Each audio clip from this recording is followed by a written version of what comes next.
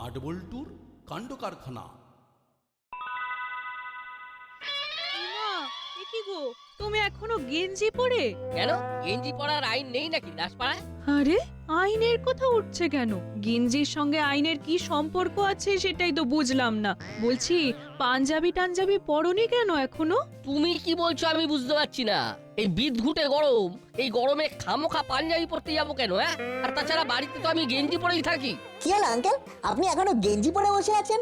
কেন এখনো গেঞ্জি পরে আছেন আঙ্কেল? তোরা কিছু বল, আমি তো তোদের কর্মকর্তা আঙ্কেলকে বলে বলে ফেড আপ হয়ে গেছি। এখনো গেঞ্জি পরে বসে আছে? আরে বাবা, এতদিন ধরে তো আমাকে দেখছো, আমি তো বাড়িতে গেঞ্জি পরেই থাকি। কিরে নাট বলছো, তোরা আমাকে বাড়িতে গেঞ্জি ছাড়া অন্য কোনো পোশাকে দেখেছিস? সে কি আমরা জানি না? আমরা তো এইটুকু বয়স থেকে আপনাকে দেখছি। গেঞ্জিটা খুলে ফেলুন। আরে বাবা, বাড়িতে গেঞ্জি পরে থাকেন বলে কি আপনি বিয়ে বাড়িতেও গেঞ্জি পরে যাবেন আঙ্কেল? বিয়ে বাড়ি? কার বিয়ে? সে কি মশাই, ভুলে গেলেন কার বিয়ে? তাজ্জব ব্যাপার মশাই। নিন তাড়াতাড়ি পাঞ্জাবি টাঞ্জাবি পরুন, আমরা যে আপনার জন্য অপেক্ষা করছি। ও হ্যাঁ হ্যাঁ, বিয়ে বিয়ে বাড়ি, বিয়ে বাড়ি মানে চন্দ্রবাবুর মেয়ের বিয়ে তো আজ। কিন্তু আমি কি জন্য পাঞ্জাবি পরতে বসবো? আমি তো যাচ্ছি না। হ্যাঁ, তুমি যাচ্ছ না মানে? পাগল, যার দিনকাল পড়েছে, বাড়ি তালা বন্ধ করে কেউ বাসে করে দাসপাড়া থেকে হৃদয়পুরে নিমন্ত্রণ খেতে যায়, এর মানেটা বুঝছো? না বুঝিনি, আমাকে বুঝিয়ে দাও। তার মানে হলো হোল নাইট বাড়িটা বেহেফাজত থাকবে। ইম্পসিবল। বাসে করে পুরো দাসপাড়া চন্দ্রবাবুর মেয়ের বিয়ে খেতে যাচ্ছে। একবার ভেবেছো যে হারে চুলি বেড়েছে, তাতে ভালো মন্দ কিছু ঘটে গেলে তখন কি হবে? আপনি একা দাসপাড়ায় থাকবেন? আমি থাকবো কর্মকর্তা আঙ্কেলের সাথে। আমিও বা বাদ থাকি কেন? নাটো যেখানে পল্টু আর সেখানে। আমি কি করব বলতো? তুই আমাদের প্রতিনিধি হিসাবে বিয়ে বাড়ি অ্যাটেন্ড করবি। আর আমাদের হয়ে মাংস মাছ আর মিষ্টি খেয়ে নিবি তুই আর রেঞ্জদা ভাগাভাগি করে। এই সত্যি তোরা বিয়ে বাড়ি যাবি না? না গো, তোমরা যাও। আমার কেমন যেন মন বলছে কর্মকর্তা আঙ্কেলের কাছে থাকা উচিত। বল্টু চল, আমরা আমাদের কথাটা আমাদের গার্জেনদের বলে দিয়ে আসি। ছেলে বটে নাট বল্টু। একদম নিখাদ সোনা।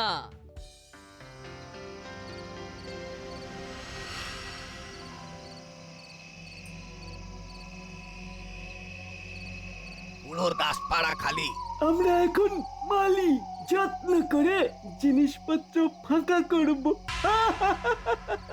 এখন এখান থেকে চুপ করে দাঁড়িয়ে দেখবো, তারপর ওরা চলে গেলে ফাঁকা দাসপাড়ায় ঝুপ করে নেমে পড়বো।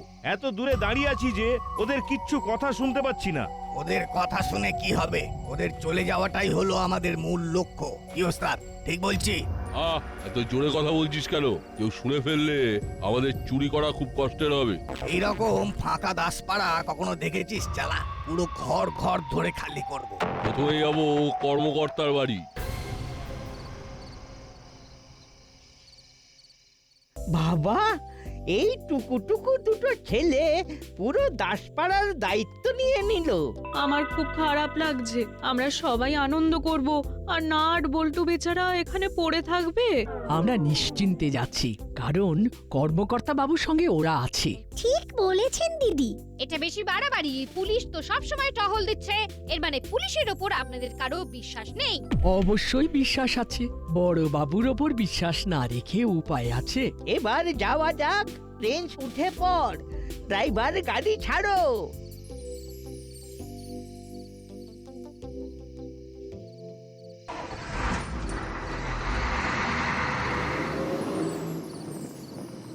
ব্যাস, এখন দাসপাড়া জনশূন্য, শুধু একা আছেন আমাদের বড়বাবু।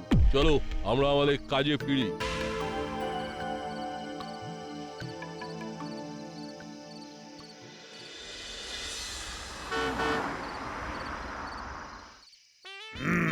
আজ আমাদের চরম পরীক্ষা। আজ কিন্তু আমাদের ঘুমলে চলবে না, সারাক্ষণ চোখ খুলে থাকতে হবে। হ্যালো, কে হাসে? হাসে কে?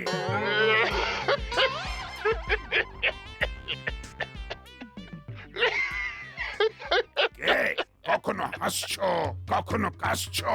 কে কে আমার সাথে রসিকতা করছে?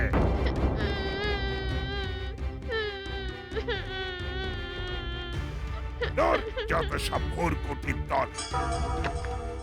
क्या हुआ साहब? ओ बुरकुटी क्या है साहब? ওটার মানে হলো বদমাইশ। कौन फोन किया? ওই যে বললাম বদমাইশের দল আমার সাথে রসিকতা করছে। আবার রসিকতা তারা দেখাচ্ছে। হ্যালো, আমার সাথে ফাজলামি হচ্ছে। যদি ধরতে পারি না তোমাদের সব কটাকে জেলে ভরবো। এই কি হচ্ছে আমি বলছি অত হট চেম্বার কেন? এ, ও বুঝেছি, তুমি ইন্নি হ্যাঁ অত হট চেম্বার কেন? সকাল থেকে হট চেম্বারে বসে বসে হঠাৎ করে মাথাটা হট টেম্পার হয়ে গেছে। আমার ভুল ধরতে যেও না, চেম্বারের শেষে র আর ওই টেম্পারের শেষেও র আছে, রয় রয় মিলে গেছে। তাই দেখলাম তোমার ভুল ধরানো আমার কম্য নয়। তা বলো, হঠাৎ ফোন করলে কেন? তোমরা কি পৌঁছে গেছো? হ্যাঁ পৌঁছে গেছি। তোমাকে একটা কথা বলবো বলে একটু আলাদা হয়েছি। বলো। কি আর বলবো, তোমার উপর এই দাসপাড়ার লোকেদের কোনো বিশ্বাস নেই। এটা শুনে আমি এত দুঃখ পেয়েছি কি বলবো। তুমি কিসে বুঝলে? না বোঝার কিছু তো নেই। কর্মকর্তা বাবু আর নাট বল্টু রয়ে গেছে, ওরা নাকি দাসপাড়ায় পাহারা দেবে। ও, আমার অবর্তমানে আমার পিছনে কথা বলা। হ্যাঁ, খালি ব্যাগ ঝাল করছে। ঝাল আবার পিছনে কথা হলো ব্যাকটক। কথাগুলো তো টক টক নয়, সব ঝাল ঝাল। এই ব্যাগ ঝাল বলেছি। তুমি শুধু মাথা ঠান্ডা করে থেকো, তোমাকে জিততেই হবে, তোমার লুজ কানেকশন হবেই হবে, আমি আছি। প্রমোশন, লুজ কানেকশনটা শুনতে খুব খারাপ লাগে। আমার ভুল ধরো না, আমি বারবার বলেছি না, তুমি বুঝলেই হবে। চোখ কান খোলা রেখো, আমি কাল সকালে আসবো, রাখলাম। ঠিক আছে, শুভরাত্রি। साहब वो माजी का फोन था। হ্যাঁ শোনো, তোমার মাঝি বললেন আমাদের মাথা ঠান্ডা রেখে টহল দিতে হবে, আমাদের দেখিয়ে দিতে হবে যে আমরাই বেস্ট। जरूर साहब जरूर। তোমার মাঝি আবার ফোন করছে। হ্যালো, বলো। ও ও ও ও, কি হচ্ছে কি হচ্ছে এটা? করতে পারলে 108 খা।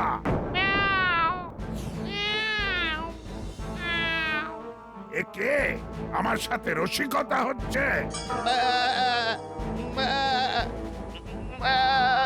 চুপ, যত সব ভুরকুটির দল।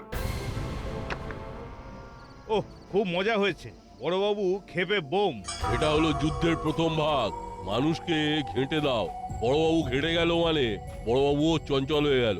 বড়বাবু চঞ্চল হলেন মানে আমাদের কাজের সুবিধে হয়ে গেল। চুরি করা এখন আমাদের বাঁ হাতের খেলা। টিমটা নষ্ট করে দে বাবা, ভেঙে দে। এই হলো আমাদের ওস্তাদ, খুঁটি নাটি সব মাথায় আছে। তোমার কাছে এখন অনেক কিছু শেখার আছে ওস্তাদ। আচ্ছা, আমাদের বড় বাবু এখন কি করছে?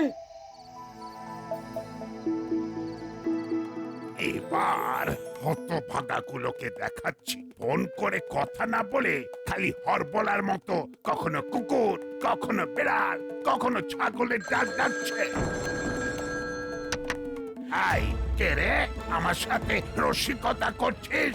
হ্যালো হ্যালো, কি হয়েছে গোপি? Sorry sir, sorry. পরপর ভুতুড়ে ফোন আসছিল তো, তাই আমি কনফিউজড হয়ে গেছিলাম। কখনো হাসছে, কখনো কাঁদছে, কখনো আবার কুকুর, বিড়াল, ছাগলের ডাক ডাকছে। বহুমুখী প্রতিভা স্যার। ঠিক আছে, মাঝে মাঝে এরকম ঘটনা ঘটে। Thank you sir, thank you. এখন কি করছো? তোমাদের দাসপাড়া তো ফাঁকা, তোমার ওপর খুব বড় দায়িত্ব। ঠিক পালন করতে পারলে প্রমোশন অবধারিত। বলছিলাম না তোমার লুজ মোশন হবে, আর হতে খুব দেরি নেই। আমি আছি না, আমার কথা শুনে কাজ করো। লুজ মোশন নয় গো, কথাটা হলো প্রমোশন। বারবার লুজ মোশন বলো না। গোপি, কি হলো? কি বিড়বিড় করছো? কি হলো? তোমার তোমার লুজ মোশন হয়েছে? Loose motion? না না না না না স্যার, আমি অন্য একটা কথা ভাবছিলাম। হ্যাঁ, এই ভাবতে ভাবতে লুজ মোশনের কথা মনে এসে গেছিল। ভাবা যায় না, ভাবা যায় না। কোথায় হচ্ছে তোমার প্রমোশনের কথা, সেখানে তুমি নিয়ে এলে লুজ মোশন। সত্যি সত্যি তোমাকে যে কি বলি। যাকে যাকে তোমাকে আবার মনে করিয়ে দিই, তোমার ওপর অনেক দায়িত্ব। আমি জানি স্যার, জানি। আমি তাহলে টহলে বেরোচ্ছি। তোমার যাত্রা শুভ হোক। শুভরাত্রি।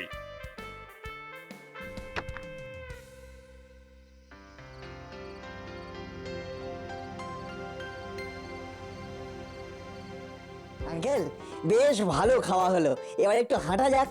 রাতের পরিবেশটা একবার দেখে নেওয়া দরকার। ঘর ফাঁকা রেখে যাওয়াটা কি ঠিক হবে? আমরা তো আজ পুরো দাসপাড়ার দায়িত্ব নিয়েছি। তা তো নিয়েছি, ঠিক আছে, চল তাহলে আমরা একটু টহল দিয়ে আর। হ্যাঁ রে, তোদের খারাপ লাগছে না তো? কেন কাকু? না, এই যে তোদের সব বন্ধুরা বিয়ে বাড়ি খেতে চলে গেল, তোরা গেলি না। সে তো আপনিও গেলেন না, আপনি একা থাকবেন, তাই আমরাও আপনার সাথে থাকবো। ঠিক আছে, আমি তোদের কাল তোরা যা খেতে চাস তাই খাইয়ে দেবো। ব্যাস, আপনি তো আমাদের জন্য ভেবেই রেখেছেন। তাহলে এবার চলুন আমরা দাসপাড়ার জন্য পথে নামি। বাহ, দারুণ বললি তো বল্টু। আমাদের এই পথে নামাটা দাসপাড়ার জন্য। বাড়ি থেকে আমাদের অস্ত্রটাও নিয়ে এসেছি। ও, তোরা যখন বাড়ি গেলি তখন ওই গুলতিটা সঙ্গে করে এনেছিস, তাই তো? হ্যাঁ, রাতের বেলা কোথায় কি লাগে ওটা আমাদের সঙ্গে থাকে আমরা যখন অ্যাকশনে থাকি। বাহ, সত্যি তোরা অনেক দূর যাবি। চল এখন যাওয়া যাক। এই রে, কি হলো আঙ্কেল? কি আর বলবো, সকাল থেকে শরীরটা ঠিক নেই। আমার বিয়ে বাড়ি না যাওয়ার এটাও একটা কারণ। বদহজম হয়ে গেছে রে। এই আমি না চট করে ঘুরে আসছি। তোরা একটু ওয়েট কর। সর্বনাশ, লোডশেডিং। আমাদের না কখনো আসা উচিতই হয়নি। নাট বল্টুর জন্য মনটা খুব খারাপ লাগছে। তোর কি করার আছে? ওরা তো নিজেরা ইচ্ছে করে এলো না, সব বেশি বেশি।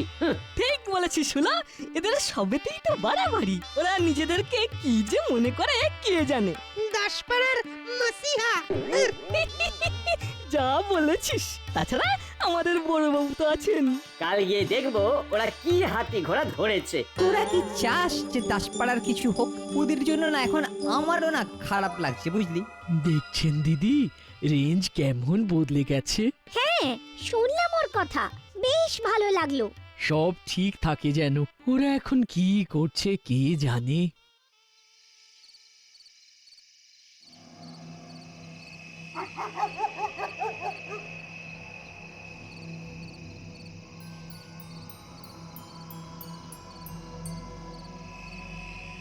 না ওস্তাদ, এরকম দারুণ সুযোগ চলে এলো বলো তো। লোডশেডিং হয়ে গেছে। চল আজ কর্মকর্তার বাড়িটা ফাঁকা করি। তোমরা দুই ওস্তাদ রেস্ট নাও, আমি আর বাবা আমাদের কামাল দেখাই। কি বলো বাবা? বলেছো তো ভালোই। চলো আমরা দুজনেই ভেতর থেকে সবকিছু বাইরে নিয়ে আসি।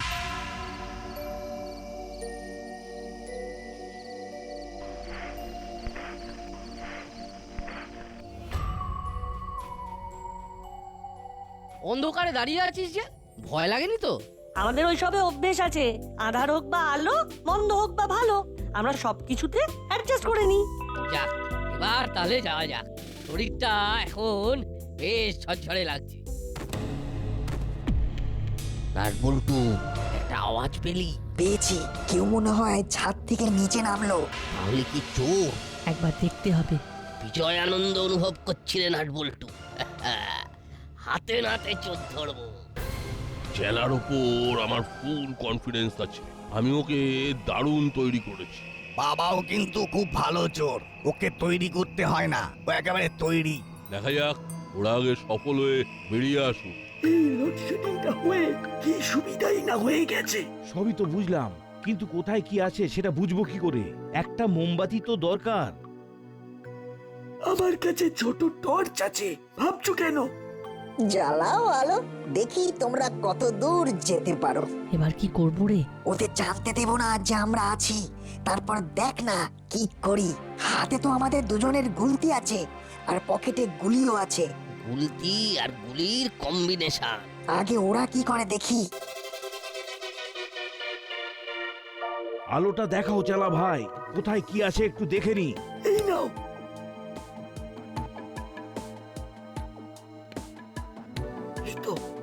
আলমারি। ব্যাস, ছু মন্ত্র দিয়ে আলমারি খুলে দেবো। দেখো কিরকম আমার হাতের কাজ। চাবি নেই কিন্তু আলমারি খুলে যাবে। এই দেখো।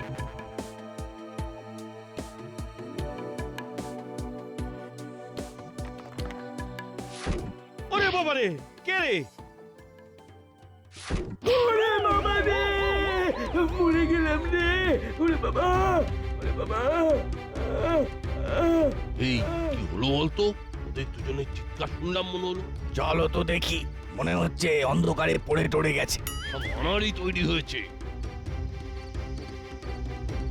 চেলা কাকা, তোমাদের মুখে কাপড় বেঁধে দিচ্ছি, একটু কষ্ট করে থাকো। তোমরা চুপ না থাকলে তোমাদের ওস্তাদদের ধরবো কি করে? এবার বড় বাবুকে একটা ফোন করি।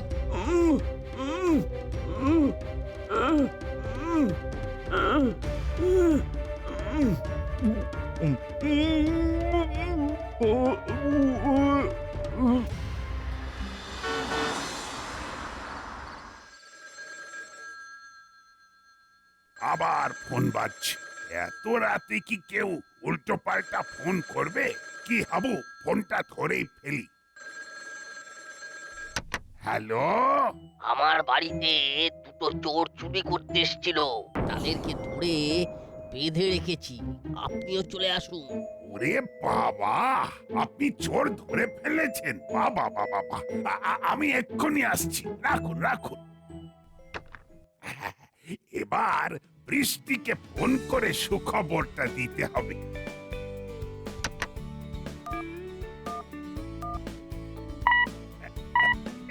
ফোনটা তো লাগছে না, কক কক করছে, সিগন্যাল পাওয়া যাচ্ছে না।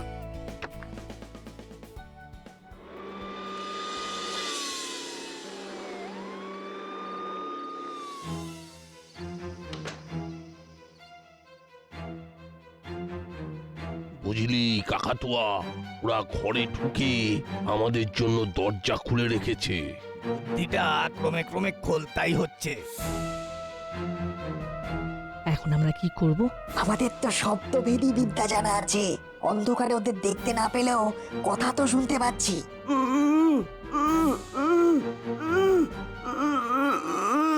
কিরে, কি হলো? কোথায় তোরা?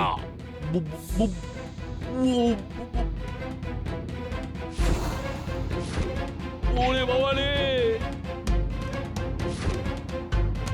ওরে বাবা রে, ওরে বাবা রে, এবার কি ঝামেলায় পড়লাম রে। ওরে বাবা রে,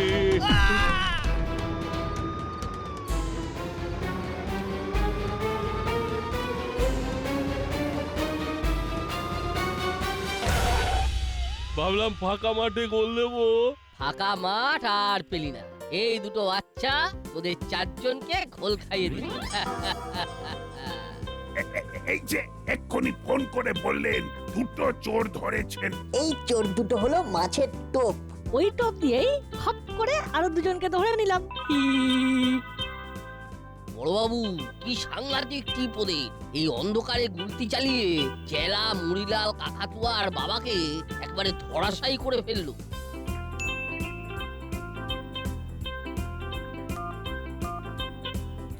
চারজন ধরা পড়েছে। ও কি যে আনন্দ হচ্ছে। ওহ, তুমি ধরেছো? তুমি একা? না না না, এই সব ঘটনা ঘটিয়েছে আমাদের নাট বল্টু। সব এখন আমার কাছে। কিছুই হলো না, আমি ভেবেছিলাম তুমি ধরেছো। কি হলো ম্যাডাম? মুখটা কেমন যেন হয়ে গেল। চারটে চোর ধরা পড়েছে। তার মানে নাট বল্টু স্যাক্রিফাইস বৃথা যায়নি। কাল দাসপাড়ায় ফিরে জমিয়ে ফিস্ট হবে। না, একটা শেষ চেষ্টা করতে হবে, যেটা শুধু আমার গুপি করবে। কিন্তু কি করে হবে? চোরগুলোকে তো ধরে ফেলেছে। ভাবতে হবে কি করে কি করা যায়, কি করে কি করা যায়, কি করে কি করা যায়। হ্যালো আঙ্কেল, নাট বল্টু আছে? আছে, তোরা কথা বলবি? হ্যাঁ, একটু দিন না আঙ্কেল। এই নাট বল্টু রেঞ্জ তোদের সাথে কথা বলতে চাইছে। দিন আঙ্কেল। বিয়ে বাড়ি থেকে তোদের সবাইকে অভিনন্দন জানাচ্ছি। এখানেও কিস্তিমাত করলো? হ্যাঁ, আমাদের তো শুধু দেখেই যেতে হবে। থ্যাংক ইউ রেঞ্জদা, কাল গ্র্যান্ড ফিস্ট হবে। কর্মকর্তা আঙ্কেল আমাদের বলেছেন। কাল সকালে ফিরছি, তারপর জমিয়ে কথা হবে। রাখলাম।